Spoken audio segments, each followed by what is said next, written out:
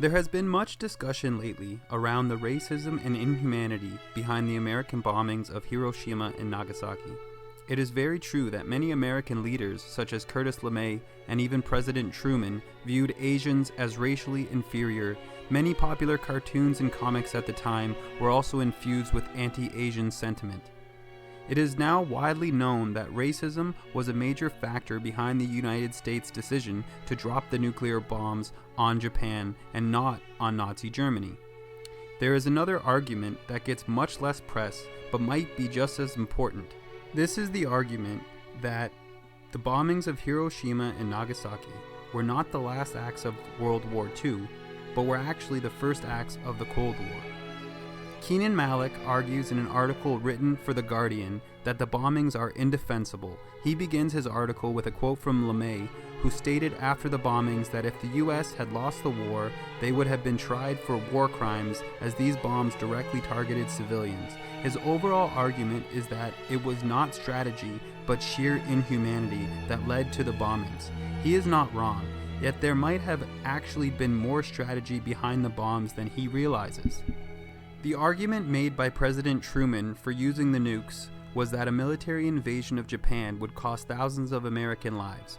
This was absolutely true, yet the reality is that Japan had lost its will to fight long before the bombs were ever dropped.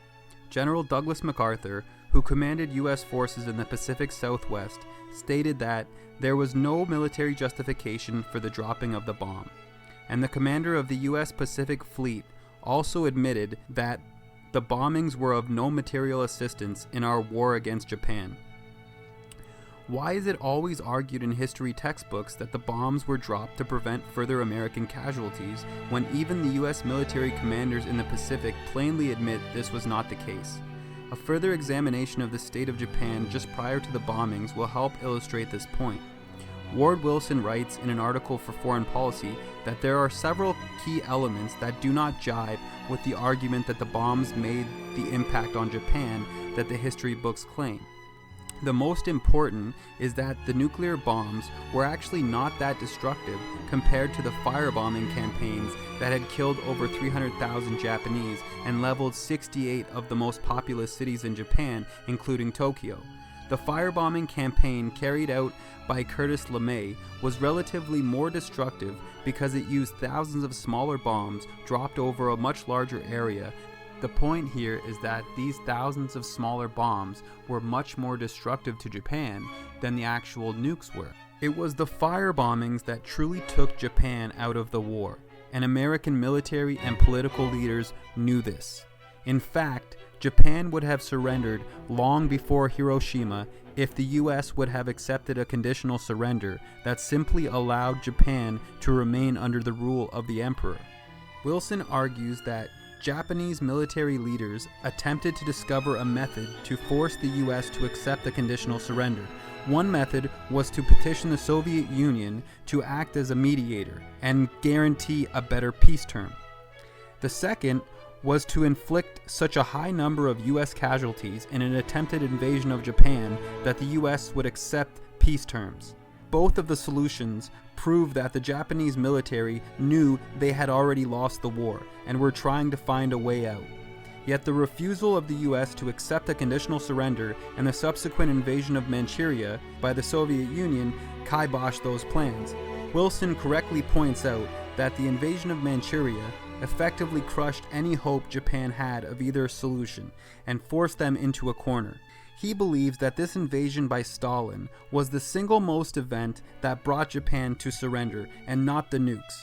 The reality is that the argument for the nukes hides the true immorality behind the firebombing campaigns and paints the US as protecting American lives. The Japanese military leaders also prefer the argument for the nukes because it allows them to blame their failure on amazing scientific breakthroughs that nobody could predict. This did not, however, stop the Strategic Bombing Survey in 1946 to conclude that Japan would have surrendered even if the atomic bombs had never been dropped. So if the purpose of dropping the bombs was not to win the war, what was it? Well, General Leslie Groves may have spilled the beans when he stated in 1943 that the target for the bomb was always expected to be Japan. Malik attributes this decision to racist and inhumane attitudes, yet that only paints half of the picture. If the target was always Japan, certainly race had a large role in that decision. Yet, if dropping the bombs was going to have no impact on the war, why do it? The answer is simple. With the Soviet invasion of Manchuria and the ramping up of communist sentiment in the region, it became obvious that a clash with the West was inevitable. The Soviets had been allies during the war, but the combination of the invasion of Manchuria and the Soviet communist rhetoric pressured the US into a show of force in the region. It has been argued that if the Soviet entry into the war was what caused Japan to surrender, then the Soviets could claim that they were able to do in 4 days what the United States was unable to do in 4 years. Thus, dropping the 2 atomic bombs on Japan shortly after the Soviet invasion of Manchuria was a reactionary move to beat the Soviets in acquiring the surrender of Japan. Wilson further illustrates that if the Soviets had been the ones who had forced the Japanese to surrender, then the perception of Soviet military power and Soviet diplomatic influence would be enhanced. And once the Cold War was underway, asserting that the Soviet entry had been the decisive factor would have been tantamount to giving aid and comfort to the enemy. It is no surprise that shortly after the Second World War, the US and the Soviet Union slowly drifted into a global conflict that became known as the Cold War. The ideological differences between communism and capitalism were the primary reason for the conflict, and many military leaders on both sides knew it was only a matter of time before these two superpowers locked horns. After the defeat of Germany and Japan and the economic and military losses of Great Britain, the US and the Soviet Union were the only two superpowers to emerge from the war in a stronger position than when they had entered.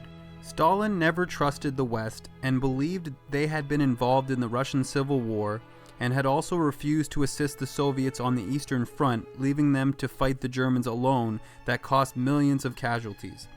Truman would implement his Truman Doctrine in 1947, attempting to contain the spread of communism, eventually rolling out the Marshall Plan that would offer assistance to help rebuild European countries devastated by the war.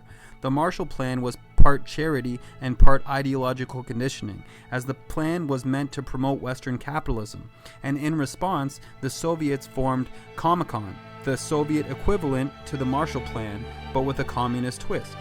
It would seem quite naive to believe that both Soviet and American military leaders had not recognized that an ideological clash of the titans was right around the corner. It was quite clear to Stalin and other Soviet leaders that the US had been looking for any opportunity to overthrow communism in Russia after they had failed to back the Tsar. No one truly believed that the Japanese would have kept fighting if they were offered anything but unconditional surrender. And after the Soviets successfully invaded Manchuria, a Japanese surrender was only a matter of time.